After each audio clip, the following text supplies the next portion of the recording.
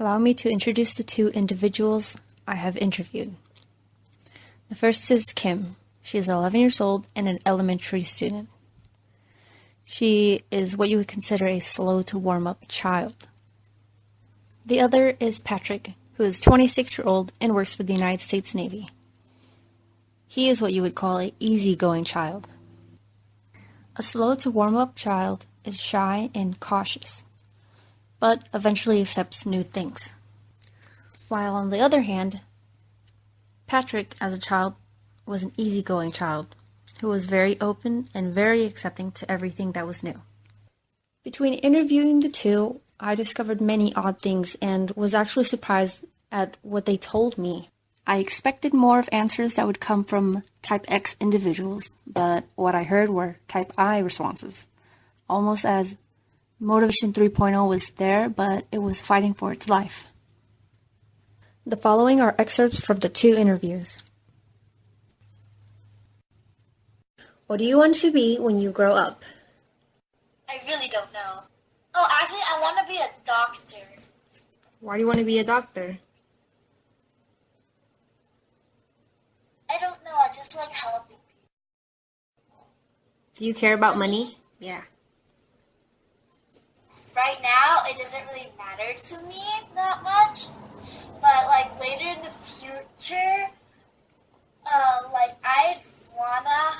I'd worry, I'd care about money because later on my parents will get really old, they can't work for money, so I'd have to do it myself and stuff.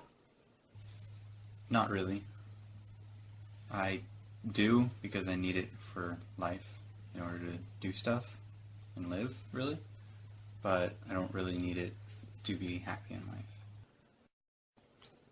So since you don't care about money right now, what do you care about? What is the number one thing you care about right now?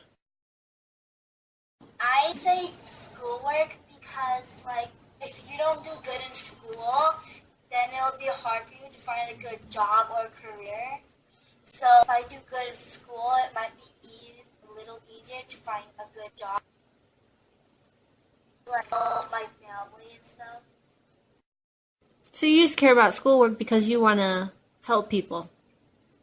And because I just like seeing people enjoying stuff and being happy. I don't want to see people being mad at each other. Yeah. I wish I helped people more. Why don't you? Well, now that I'm in San Diego, I feel like it's wrong to help people. I feel like if I do help somebody, it'll kind of be wasted because they will either already have called somebody and I'll just stop for nothing, or they don't want my help. Because it's a San Diego thing? I feel like it, yeah. I did it a lot in Mississippi. I stopped and jumped somebody's car that was on the side of the road. I stopped, pulled someone down to the auto shop. They destroyed my tow rope because they don't know how to be pulled by somebody. Did it bother you that they destroyed your rope? It bothered me a little bit, but not really. Was it worth helping them then? Yeah. Did it make you smile on the inside or something? Yeah. Okay. I've always liked helping people. How do you feel at work? Mostly happy.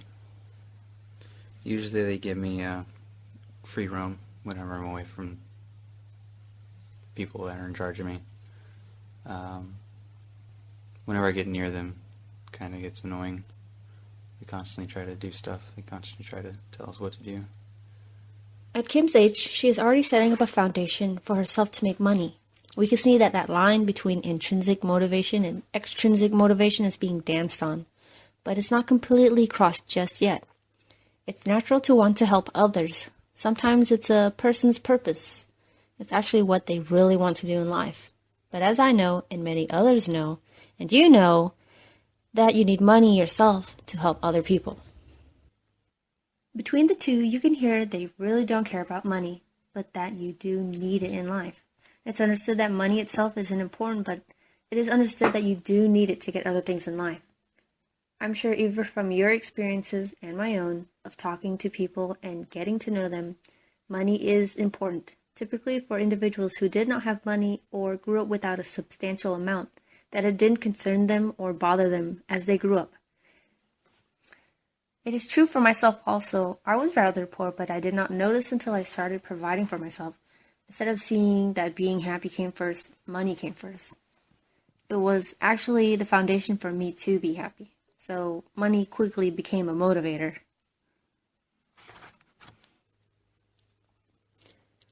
But back to helping other people, it feels good. No one pays people to help people. If they did, then that would be a job. When people do things their own way and from their own free will, it's typically because they have some type of intrinsic motivation. The feeling that you get, it feels good.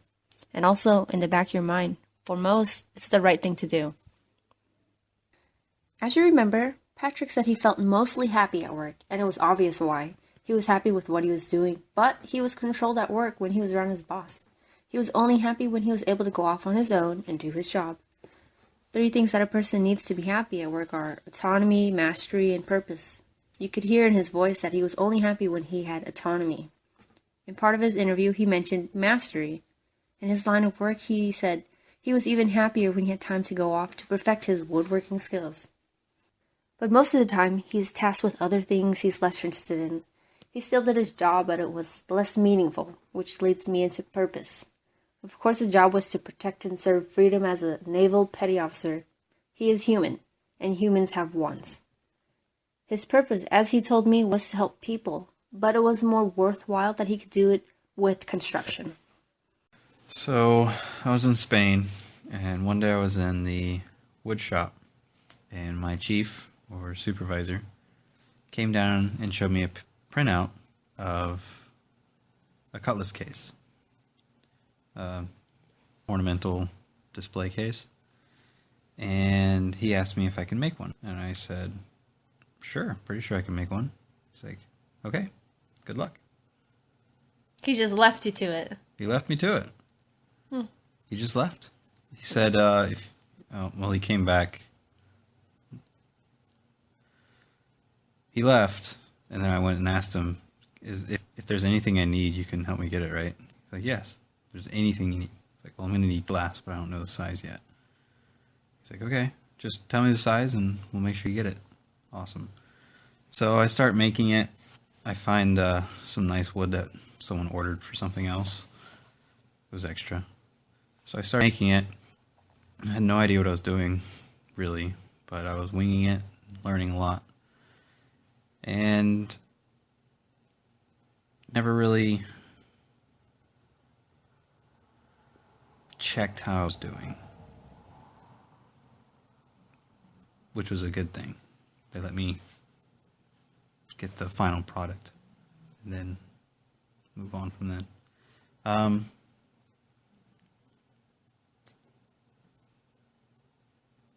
One point in time, I was working, and my chief came down and asked me,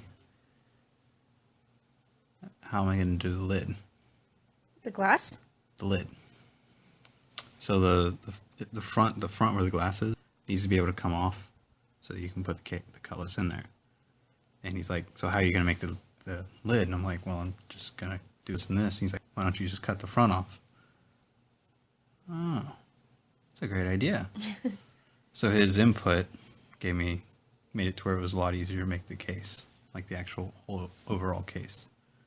So I was able to put the lid with hinges, and the glass became a really bad fiasco. I told him to order it bigger because I can cut it, because we had a glass cutter. But I didn't know the glass cutter we had was really old and crappy. So when I tried to cut the glass, it just broke. Did he get you a new piece? Another chief had to get me another piece. He went out into town and ordered the piece for me. Oh. Came back with it. So that was interesting. It was an interesting day. But at the end, I had coins in it. I had a whole little little pieces for it to hold the cutlass in. And I put it in, and they gave me a cutlass to put in it to make sure it was all good. And when I was done, took a couple pictures of it, and the customer came by to look at it and went, "That is awesome." You loved it? He loved it. It was just the chief of the command that was giving it to the ambassador to Spain. So that cutlass case is for the ambassador to Spain. Oh, but the US. customer was the chief. Yeah, the customer was someone in the Navy that was part of like Admiral's like circle or something like that Okay. of the base, and they were presenting it to the ambassador to Spain. So the U.S. ambassador to Spain That was really cool. got a cutlass case that I made. How do you feel that they trusted you with that? Oh, it was awesome. I learned so much, and the fact that they trusted me with it was even better.